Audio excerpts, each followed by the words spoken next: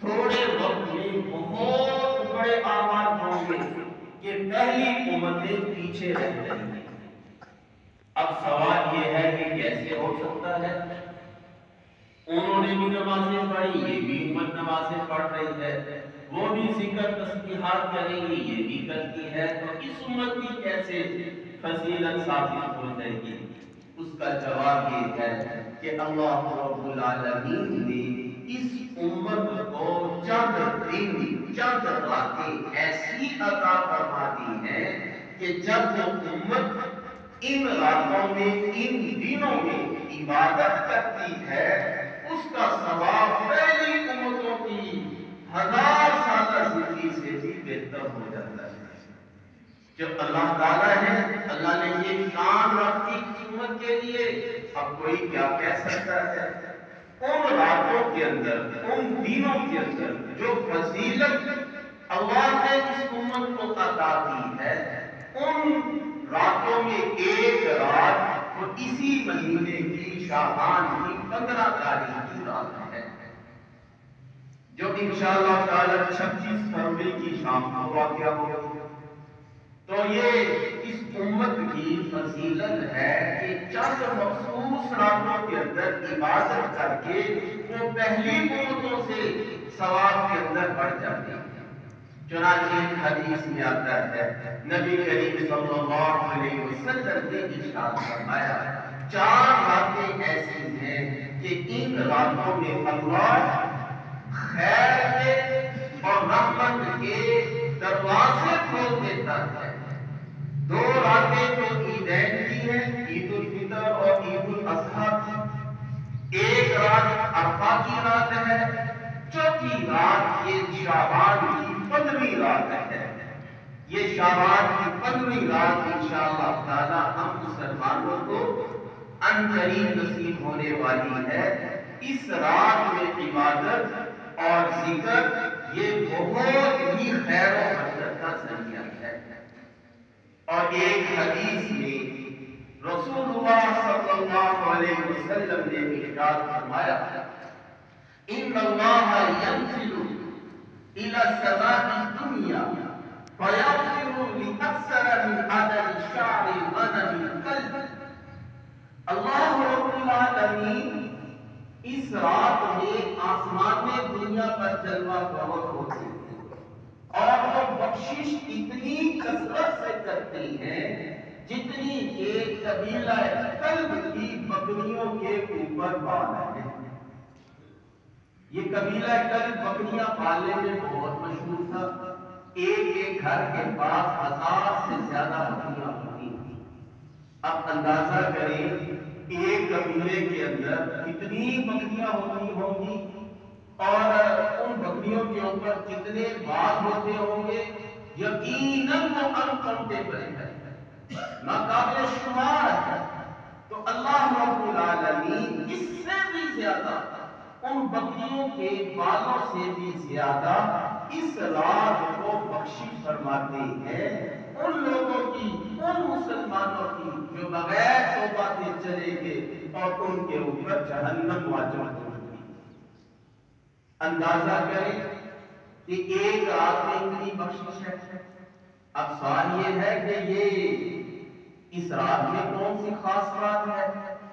اس کا جواب اول یہ ہے، خاص اس لیے ہے کہ اللہ نے اس کو خاص بنایا ہے۔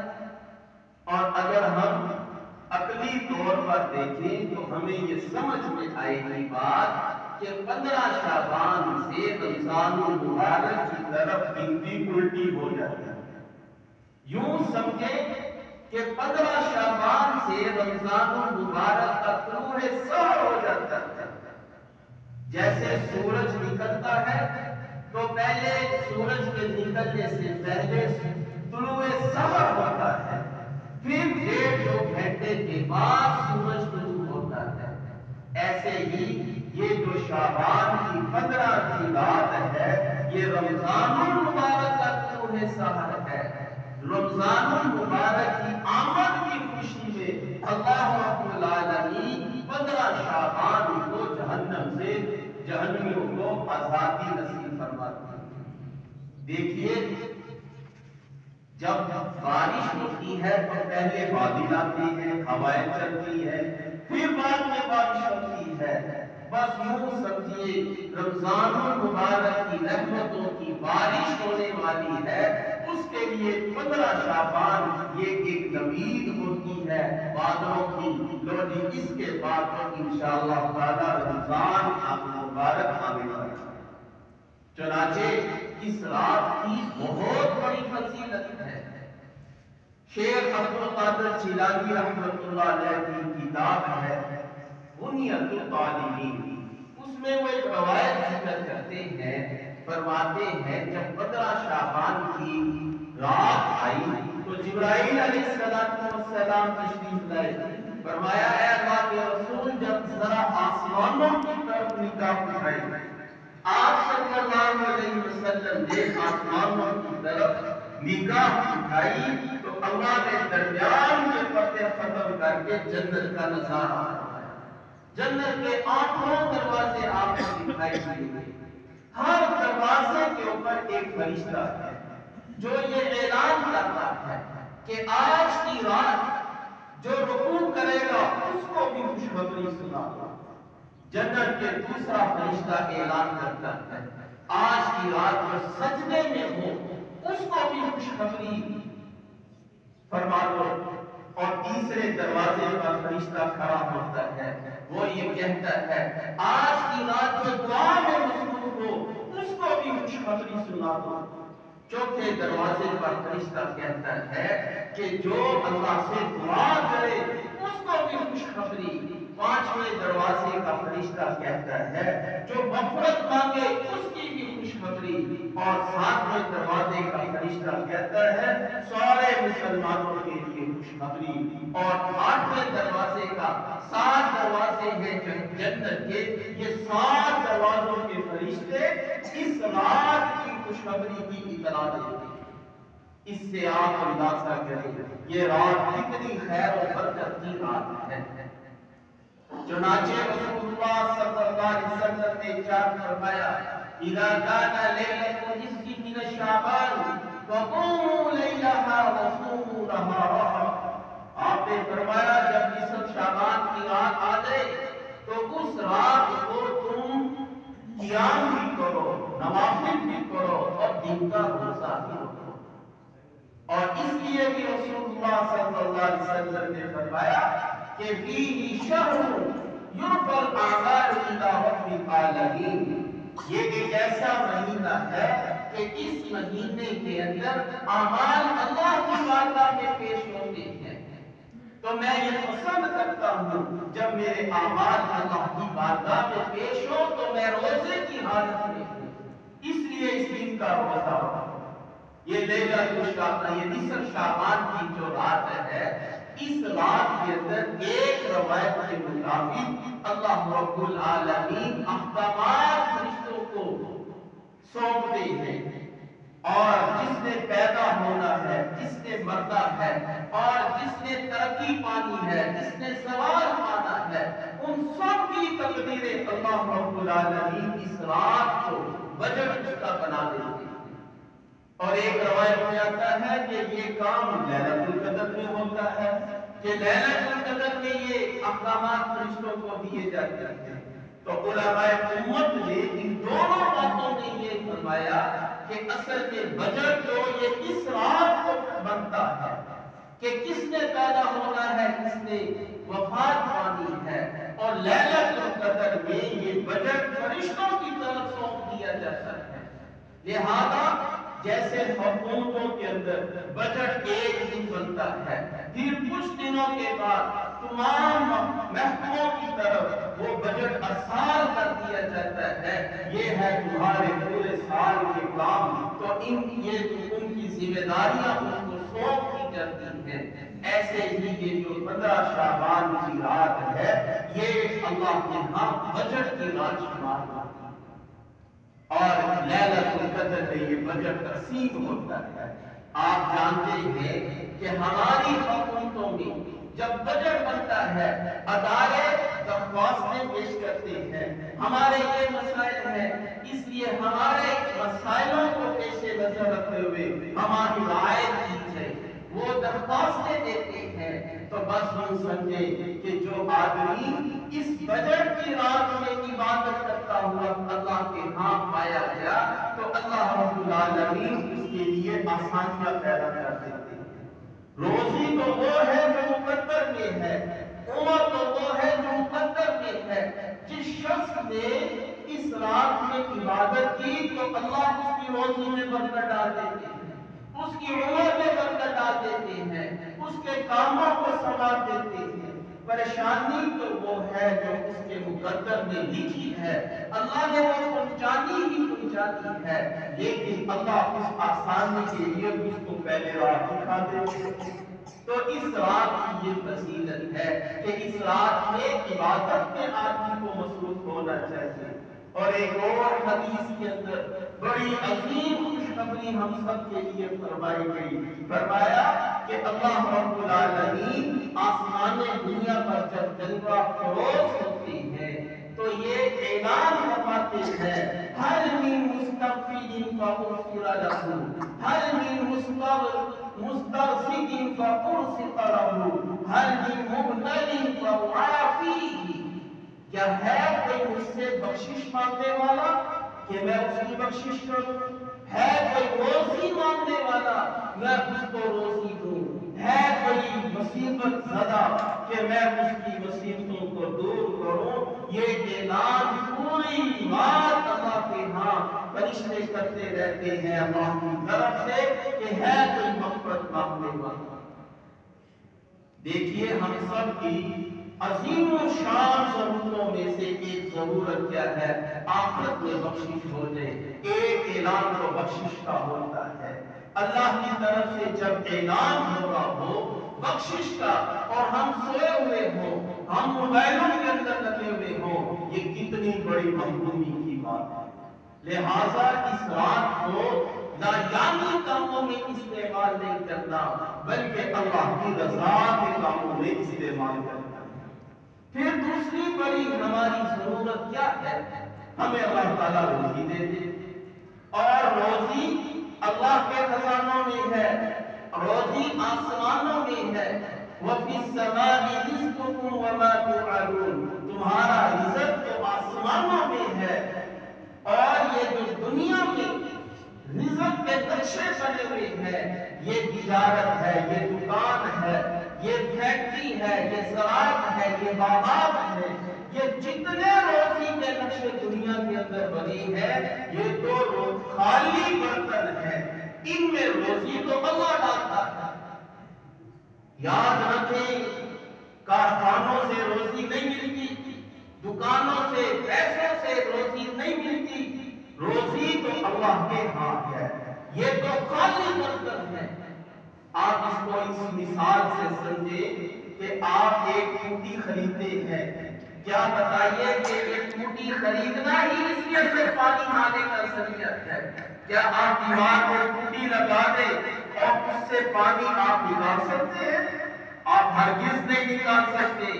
آپ کہیں گے جب تک اس کا کنیکشن پیچھے سے جڑے گا نہیں اور پیچھے ایک سپلائی واٹر سپلائی ہے، جب تک ہم اس کے ساتھ اس کو ملائیں گے نہیں اس سے پانی کمی نہیں آنے والا۔ ایسے ہی یہ دکانیں، یہ فیکٹریاں، یہ تجارت کے ذرائع، یہ سب ایک ٹوٹی ہے، ان کے اندر روزی اللہ تعالیٰ ڈالتا ہے۔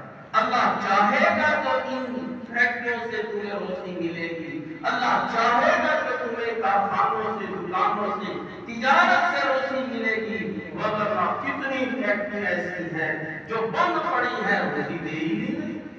اللہ چاہتے ہیں تو روزی ملتی ہے۔ لہذا یہ مت سمجھو کہ ہماری یہ تجارت کے ذریعے ہے، اس سے ہم کھاتے پیتے ہیں۔ اللہ تعالیٰ آج دکھا گئے ہیں امت کو، تم سمجھتے ہو کہ پیسوں سے پلتا ہوں میں، پیسوں سے روزی کھاتا ہوں، پیسوں سے جیتا ہوں، پیسوں سے شفا پاتا ہوں۔ اللہ آج امت کو دکھا رہا ہے، پھر کر کے دکھاؤ، پھر تجارت کر کے دکھاؤ کہ پالنے والی ذات تو میں ہوں۔ چنانچہ حدیث کی آتا ہے جب آدمی فوت ہوتا ہے، آسمان کے دروازے جہاں سے اس کا رزق اترتا ہے وہ ہوتا ہے کہ اللہ ان کا نیک بندہ دنیا سے چلا گیا، روزی آسمانوں سے گزرتی ہے دکانوں کے اندر، تو اس رات کے اندر اللہ اعلان فرما رہے ہوتے ہیں ہر من مسترزقین، کیا ہے کوئی روزی مانگنے والا، فأرزقہ، میں اس کو روزی دوں۔ پھر اعلان ہوتا ہے ہماری تیسری بڑی ضرورت مسائل اور پریشانیاں۔ دیکھو یہ دنیا ہے، اس دنیا میں کوئی آدمی بھی نہ ہمیشہ پریشان ہے نہ ہمیشہ خوش ہے۔ اللہ نے تین عالم بنا رکھے ہیں، ایک عالم جنت کا جہاں خوشی ہی خوشی، وہاں غم کا کوئی نشان نہیں، ایک عالم اللہ نے جہنم کا بنایا، اس میں غم ہی غم ہے، خوشی کا کوئی نام و نشان نہیں، اور ایک عالم اللہ نے دنیا کا بنایا ہے، یہ خوشیوں اور غموں سے مرکب ہے۔ یہاں چاہے ہر کلیم کا بادشاہ ہی کیوں نہ ہو جائے، وہ بھی پریشان ہے، مسائل میں الجھا ہوا ہے، اس پے کے اوپر بھی حالات آتے ہیں، وہ بھی خوش ہوتا ہے، وہ بھی پریشان ہوتا ہے۔ ایسے ہی دنیا کا ہر شخص پریشان بھی ہے، خوش بھی ہے۔ تو اللہ رب العالمین نے یہ پریشانیاں بندوں پر اس لیے دے دی تاکہ بندے اللہ کی طرف رجوع کریں۔ وَلَنُذِيقَنَّهُم مِّنَ الْعَذَابِ الْأَدْنَىٰ دُونَ الْعَذَابِ الْأَكْبَرِ لَعَلَّهُمْ يَرْجِعُونَ، ہم دنیا کے چھوٹے چھوٹے عذاب سکھاتے ہیں اس لیے تاکہ بندے اللہ کی طرف رجوع کریں۔ یہ جو حالاتوں کا پریشان ہونا ہے، حکومتیں خراب ہو رہی ہے، اس کا حل یہ نہیں کہ ہم حکومتوں کو درست کریں، ووٹ دوبارہ ڈالیں، نئی اسمبلیاں لے کر آئے، اچھے لوگ لے کر آئے، اس کا حل یہ نہیں، اس کا حل یہ ہے کہ اللہ کی بارگاہ میں توبہ استغفار کی جائے، اوپر سے فیصلے آئیں گے تو حالات ٹھیک ہوں گے۔ یہ کام ہے کرنے والا، آج حکومت یہ کام کرتی نہیں اور وہ چاہتی ہے حکومتوں سے کچھ ہو جائے۔ اللہ دکھاتے ہیں، تم کہتے تھے فلاں کی حکومت اچھی ہے، لوگ اس کی حکومت کا بھی مزہ چکھ لو، فلاں کی اچھی ہے، لوگ اس کا بھی مزہ چکھ لو۔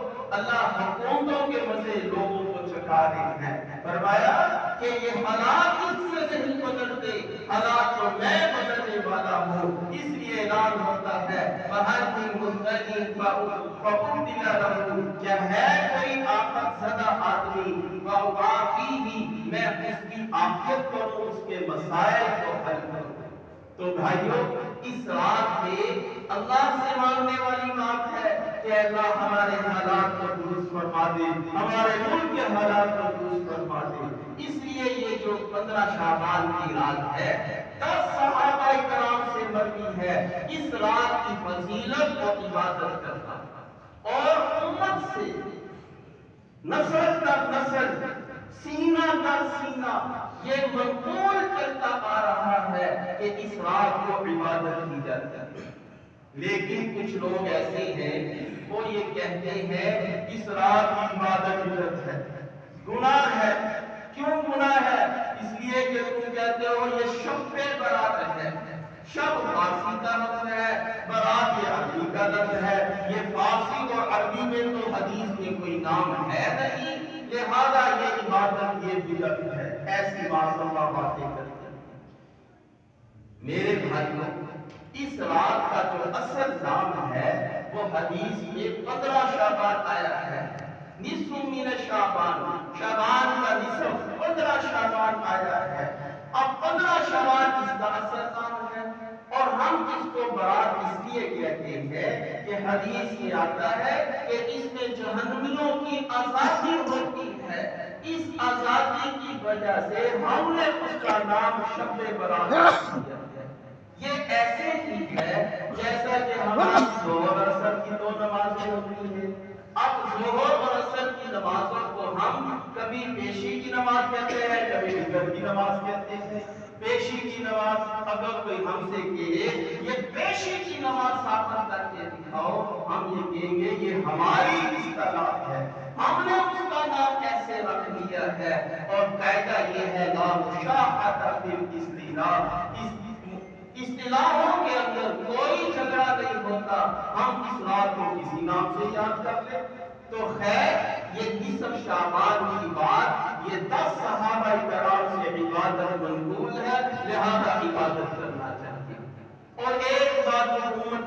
رائج ہے کہ اس رات کی صبح کو لوگ بڑی کثرت سے قبرستان جاتے ہیں، کیونکہ ایک رات کے اندر نبی صلی اللہ علیہ وسلم بھی قبرستان کے، لہذا اب بڑی ترتیب کے ساتھ، اہتمام کے ساتھ مرد بھی جاتے ہیں، عورتیں بھی جاتی ہیں۔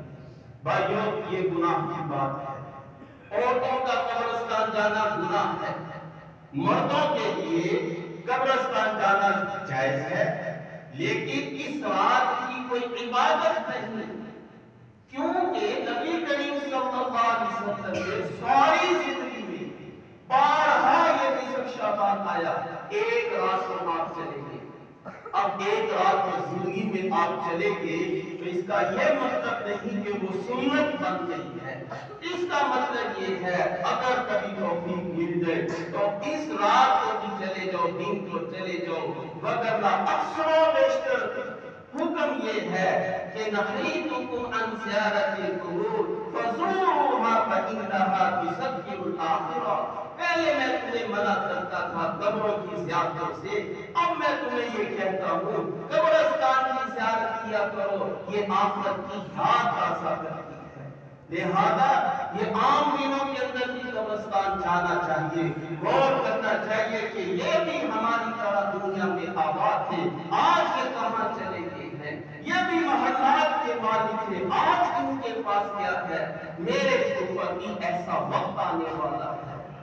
اور تیسری بات ہے، اس رات دن کا روزہ رکھنا، روزہ رکھنا بھی شعبان کی سنتوں میں سے ہے، لہذا نبی صلی اللہ علیہ وسلم کثرت سے شعبان کے روزے رکھتے تھے۔ اور صحیح بات تو یہ ہے کہ 13، 14، 15 آج 12 شعبان ہے، کل سے 13، 14 اور 15 تین دن کے روزے رکھنا یہ بڑے ثواب کی بات ہے۔ یہ نبی صلی اللہ علیہ وسلم کا زندگی بھر کا معمول رہا کہ آپ ایام 20 کی چاند کی 3 تاریخوں کے روزے رکھا کرتے تھے، لہذا آپ بھی روزے رکھو اور انشاءاللہ تعالی شعبان کے سارے مہینے کا ثواب ملے گا، تو شعبان کے روزے رکھو۔ اور آخری بات یہ ہے کہ اس رات کی کچھ لوگ مقصد پر بڑی عبادتیں، وظیفے، فضیلتیں بیان کرتے ہیں، یاد رکھیں اس رات کی عبادت تو منقول ہے، لیکن خاص طریقے سے اتنی دفعہ فلاں سورت پڑھی جائے، اتنی دفعہ فلاں سورت پڑھی جائے، یہ ثواب ملتا ہے، یہ منفرد ہے۔ ایسی باتوں کو آگے فارورڈ کرنا گناہ ہے۔ نبی صلی اللہ علیہ وسلم نے فرمایا من کذب علی متطوعا فلیتبوأ فی النار، جس نے میرے اوپر جان بوجھ کر جھوٹ بولا اور اس کا ٹھکانہ جہنم ہے۔ لہذا یہ منفرد روایتیں ہیں، ان سے قطع نظر کریں، احادیث کے کسی ذخیرے میں ایسی کوئی بات نہیں۔ اور کچھ باتیں اس حدیث رات کے بارے میں جو نبی صلی اللہ علیہ وسلم نے فرمائی، اس رات کو مشرک کی بخشش نہیں ہوتی، اس رات کو والدین کی نافرمان کی بخشش نہیں ہوتی، شراب کا جو آتی ہے اس کی بخشش نہیں ہوتی، اس رات کو جو دل میں مسلمان کے خلاف کینہ رکھتا ہے اس کی بخشش نہیں ہوتی، اور ایسے گناہگاروں سے اتنی ان کی نفوست ہے، اس رات میں ان کی بخشش نہیں ہوتی۔ تو جہاں ہم عبادتوں کا اہتمام کریں وہاں ان پر بھی نظر کریں، کہیں خدا نہ خواستہ ہمارا شمار ان لوگوں میں نہیں ہے، اگر نہیں ہے تو شکر کریں، اگر ہے تو فکر کریں۔ وآخر دعوانا الحمدللہ۔